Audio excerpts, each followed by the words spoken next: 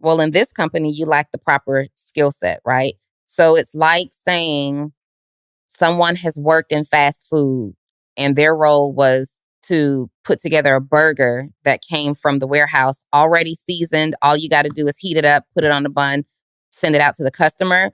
And now you want to go and work at Ruth Chris, where you actually have to prepare food. So it's like saying, I did a fantastic job. I was the top line cook for McDonald's, and now I want to come over and be the top line chef for Ruth Chris. You had a great skill set in the same industry at McDonald's, but this requires a whole different level of training. So if you want to be the top line chef at Ruth Chris, there's going to be some familiarity, number one, that you have to create with our company. And there's some training and there's some improved skill set that's going to be required in order for you to go from pre-made, pre-seasoned patties to a meal from scratch. You get what I'm saying? Yeah, even going the opposite direction, someone that's like a high level chef, Mm-hmm. they're going to have a really, really hard time working at McDonald's putting that burger together. Yeah. Because they're just coming from the mindset of quality when this particular environment needs speed. Like, yo, you have to come up with a system where you can like knock these out because we don't have 1,000 burgers being ordered right now at Ruth's Chris. Yeah. But we are making these burgers at McDonald's.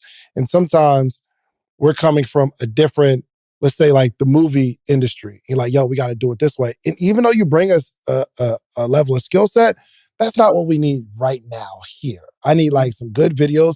You use your experience, but you still got to fit your skill set into the confines of the need of the company. Yeah. You know what I mean? And sometimes it's not about feeling the person. I don't know what I'm going to need until you say, this is a situation that's going to make us a whole bunch of money. There's a gap.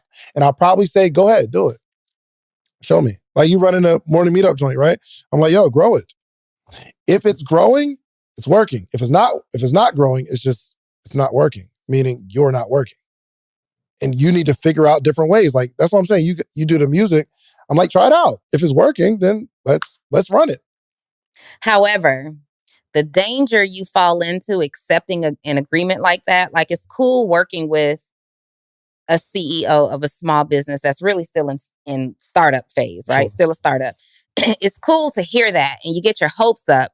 But then now as this CEO, as this entrepreneur is learning more things and he's in masterminds and he's seeing these other small businesses run their business with this level of execution and professionalism, it's like, what Kachif is doing is not enough. So the trouble that you run into is accepting that role without then also identifying what the metrics are that your role will be measured on. So now, okay, I'll do it. I'll grow the morning meetup. But what does that mean?